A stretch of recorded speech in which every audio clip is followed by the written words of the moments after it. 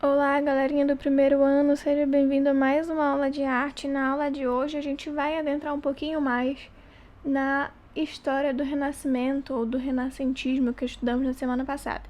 E hoje a gente vai adentrar não só na história, mas como na vida de uma pessoa muito importante para esse movimento. Hoje nós vamos falar um pouquinho sobre alguns fatos intrigantes sobre a vida de Leonardo da Vinci. Leonardo da Vinci nasceu em 15 de abril de 1452. Atualmente ele deveria ter 568 anos. Seria uma sorte grande pra gente, não só como Brasil, mas como uma contribuição mundial se esse cara ainda estivesse vivo.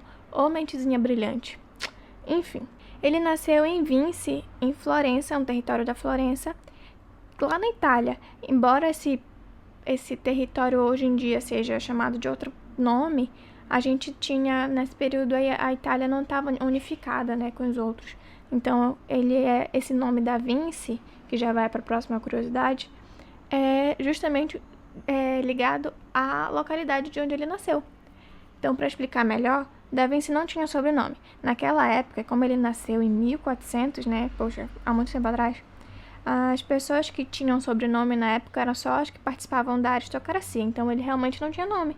O nome dele era simplesmente Leonardo de Serpiero do Vinci. O que é esse de Serpiero? É o nome do pai dele, então ele não tinha um nome, ele era conhecido como filho de Serpiero. E era de lá da Vinci, então ficou Leonardo de Serpiero da Vinci. Desde muito pequeno, ele já mostrava a genialidade dele, principalmente nos seus desenhos. Claro que Leonardo da Vinci não era só um grande pintor, ele também foi um grande intelectual e tal, ele tinha várias ideias supimpas, mas a parte dele que a gente vai focar é a parte artística. Então a história de como ele começou nada mais foi do que incentivo do pai. O pai dele tinha bastante influência no mundo onde eles estavam inseridos e ele acabou por mostrar, ele se encantou, né, com os desenhos do próprio filho e mostrou os seus desenhos para Andrea de Verrocchio, que era um pintor famosinho da época e era amigo da família.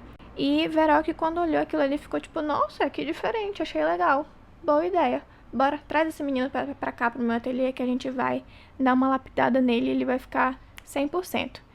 Engano do Verrocchio, porque o Verrocchio era para ser o mestre, mas na verdade o Da Vinci conseguiu superar o seu próprio mestre com pouca idade, e isso foi um pouco frustrante para o mestre dele. O primeiro quadro real que Da Vinci pintou é chamado de Madonna de Cravo, do Cravo no caso, pintado em 1475. No entanto, antes disso, Da Vinci tem várias participações dentro dos quadros de Verrocchio. Ele adorava pintar os anjinhos que ficavam rodeando as temáticas religiosas dentro dos quadros de Verrocchio. E Verrocchio, por muitas vezes, chegou a abandonar quadros, pois achavam que o seu pupilo, digamos assim, conseguia ultrapassar as técnicas que ele tinha, e isso para ele era um pouco humilhante. Então esses quadros eram meio que enterrados para a sociedade, não eram expostos em lugar nenhum, muito menos vendidos, porque era uma fatalidade o seu aluno ser melhor do que o pintor, do que o seu mestre. São coisas de pessoas que têm recalque, acontece. Leonardo da Vinci era supimpa. Bom, ele estudou lá, né, com o Verrocchio, e ele tinha uma mania muito feia que muitos de vocês têm, de desistir antes de terminar. E essa mania dele resultou em um acervo muito pequeno. Leonardo da Vinci deixou pra gente um acervo de menos de 20 pinturas finalizadas. Claro, tem inúmeros desenhos deles, registros e rabiscos espalhados aí pela história da arte.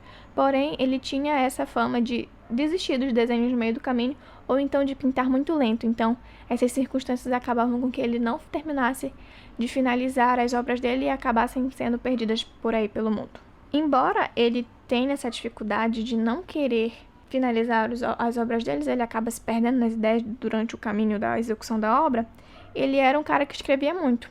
E dentro dessas escrituras dele, ele deixou cerca de 3.000 páginas de anotações escritas. E um amigo dele da época pegou, após a sua morte, reuniu esses 13.000 escritos e criou um livro chamado Tratado da Pintura de Leonardo da Vinci. É um livro muito interessante. Outro fato muito legal, que não é relacionado diretamente à obra de Leonardo da Vinci, mas a uma obra histórica, que foi a Mona Lisa. Para quem não sabe, Mona Lisa foi desenhada por ele, né, pintada por ele. E, para quem não sabe, a Mona Lisa foi roubada em 1911. E Como a gente já sabe, essas obras e esses artistas acabam ficando famosos após a sua morte. Enquanto eles estão vivos, eles são renegados pela sociedade. Então, quando o quadro da Mona Lisa foi roubado do Louvre, todo mundo ficou tipo, que quadro incrível. Tipo, ninguém nem sabia da existência da Mona Lisa. Até sabiam porque ela já estava lá no Louvre, né? Ela tinha sua importância. Mas não era uma obra tão popular como a gente tem ela mundialmente. Hoje em dia até papel de parede tem, a Mona Lisa é muito conhecida por todo mundo. Acho que não tem ninguém que está assistindo esse vídeo aqui que não sabe quem é a Mona Lisa. Caso haja, eu vou mostrar a imagem para vocês aí no meio do caminho. Enfim, as obras dele essa obra em específico só começou a ser popular em 1911, porque foi roubada do museu. Bom, como dito antes de tudo que eu falei agora, as pessoas desse período, os artistas e os grandes pensadores, eles realmente só levam a sua grande relevância no mundo após a sua morte, que é muito triste. Então, esse contexto de não ser tão importante também participou da vida do Leonardo da Vinci. Ele, quando jovem, lá pelos seus 30 anos, ele não recebia grandes encomendas e tal, e recebia muito pouco para sobreviver.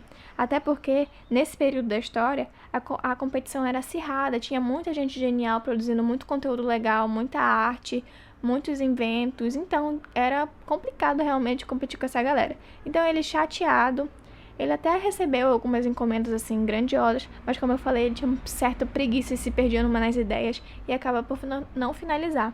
Então ele não finalizou uma grande obra e decidiu que ele ia simplesmente mudar de vida e foi embora para Milão.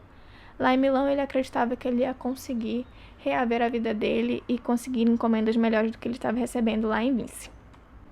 E chegando lá em Milão, como vocês sabem, Leonardo da Vinci ele não se atinha apenas às artes, a pintar e etc. Ele também era um inventor, então ele tinha um conhecimento em engenharia, arquitetura e etc. Tanto é que ele é considerado também matemático, enfim.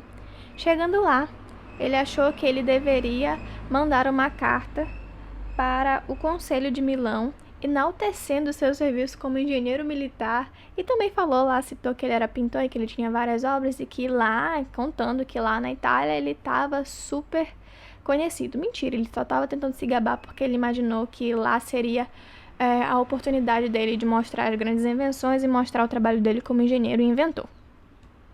Embora ele tenha tentado adentrar nesse mundo mais politizado, mandando essas cartas e dizendo que ele era o tal para poder conseguir as influências que ele necessitava para o período, ele acabou sendo realmente pintor lá no meio as suas primeiras obras e os seus primeiros feitos foram realmente como pintor, encomendas de painéis de igreja, etc. Bom, de pintura ele conseguiu sobreviver um pouquinho do tempo dele lá, mas não se sabe ao certo o que ele fez depois disso, depois de perceber que ele não estava ganhando exatamente o que ele estava esperando e que ele estava entrando em discordância do motivo da tal mudança que ele havia feito de vida. Então, nesse momento, ele se dedicou a fazer alguns desenhos técnicos envolvendo arquitetura e engenharia. E um dos desenhos mais importantes e relevantes para esse período, que a gente tem registros históricos, foi a máquina voadora, que era uma engenhoca que ele criou, que era responsável por voar. Isso foi um dos primeiros registros de aviação no mundo. Ele também não só se dedicou à parte matemática e estrutural das coisas, mas também se dedicou à ciência humana, e é desse período que vocês vão conhecer agora o Homem Vitruviano, que é um dos registros de desenho dele que mais tem o que se falar. Tem até o filme do Leonardo da Vinci, da Mona Lisa e várias polêmicas atrás disso, mas até hoje a gente não trata nada além do que teoria da conspiração.